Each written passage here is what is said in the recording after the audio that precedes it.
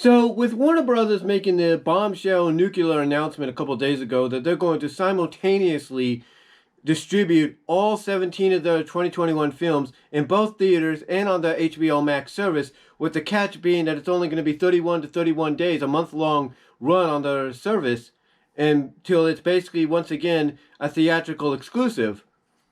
You can pretty much believe that it was not well received, not just by the National Association of Theater Owners, NATO that is, but it was not well received by their own partners. Basically the studios that are partnered with Warner Brothers to distribute their films. A lot of them, most importantly, Legendary, is not really happy with Warner Brothers and the direction they decided to go in. Because basically, Legendary pretty much said it best. They got blindsided by this announcement. I mean, a lot of us that love movies, that want to see these films, we're happy about this decision. There's no doubt about it. Because, heck, if we don't want to go to the theaters, and be around a potentially germ-infested room, full of people, we got the option of enjoying that same movie we could see on the big screen in the comfort of our own home. So, again, a lot of us might be happy about it, but like I said, there are a lot of people, mostly the National Association of Theater Owners, and theater chains like AMC, Regal, and Cinemark that are not too thrilled. But on top of that, now you have reports that the partners of Warner Brothers are not too thrilled either. Legendary Pictures, a big one, are not too thrilled because Legendary Pictures has been known to distribute films like Godzilla vs. Kong, Godzilla, Kong Skull Island, and many others. They're not too thrilled about this, and pretty much Legendary Pictures has made it clear, according to several reports, that they want to take Warner Brothers to task for what they're doing.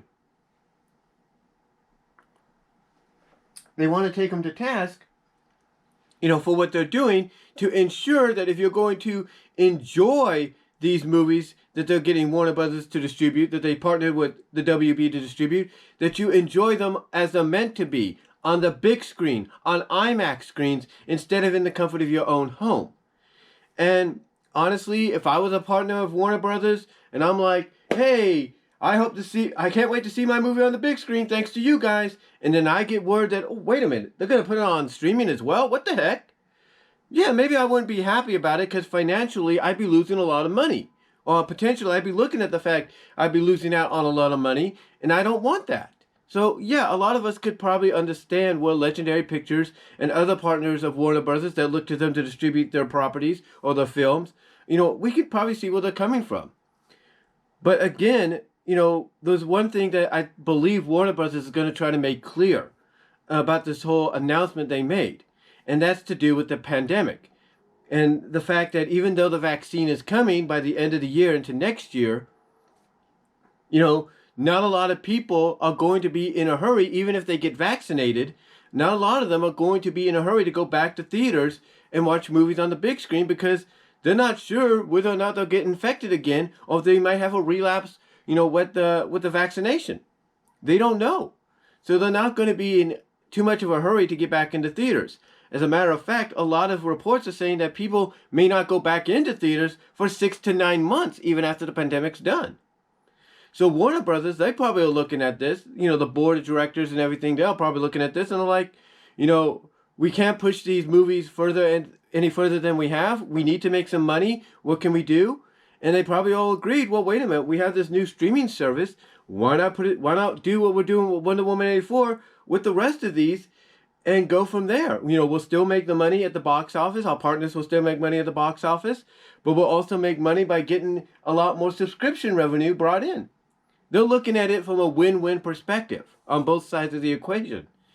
But again, however, you have the partners, along with the theater chains and the National Association of Theater Owners that are not too thrilled with them, that plan to take them to task in some shape, form, or fashion, and possibly by legal means, by taking them to court and saying, look, this is what we didn't agree, by basically pointing out that, hey, we did not agree to this. We agreed it would be theaters only. We didn't say that they could distribute it like this. We only agreed it could be distributed like this. So it's going to be an interesting road for a lot of these films, most specifically the films that are done by Legendary Pictures, and whether or not Warner Brothers is going to be able to distribute Godzilla vs. Kong and Dune simultaneously, or if they're going to have to come out and announce that Godzilla vs. Kong and Dune, are only going to be theater movies instead now because of an agreement. We don't know. The only thing I can think of them doing is basically following, as John Campa put it in a video clip off his podcast today, the only thing I think they could do is follow the same formula they did with Wonder Woman 84 and make sure that not only the actors and the actresses of these films compensated in a similar way they would with box office sale, with their own take on the box office sales, but so are the people behind the films, like Legendary. Make sure they are compensated, for what's going to be happening. So that's the only thing I can think of, is they got to follow the same formula they're doing with Wonder Woman 84 and apply it to some of the Legendary Picture releases that they'll be distributing. That's the only way I think they can get out of this.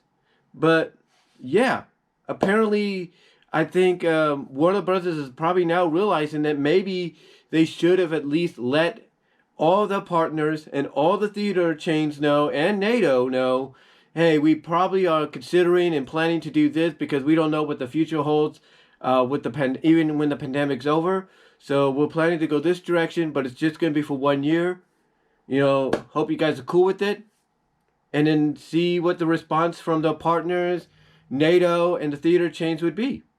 So, yeah, Warner Brothers is going to have a long journey with some of these movies that they plan to originally distribute theatrically in the next year or so. Even though, according to what some of the reports are saying, they're still viewing these films as theatrical films, although they're going and pulling the thing with HBOMAX.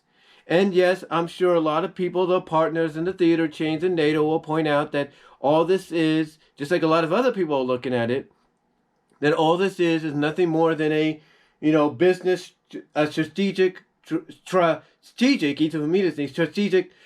business move by Warner Brothers to gain new subscription numbers and make them the number one streaming service in the land, and basically allow them to topple the likes of Disney Plus and stuff. So, yeah, there's no doubt that someone will point that out. And that is true. There's no doubt.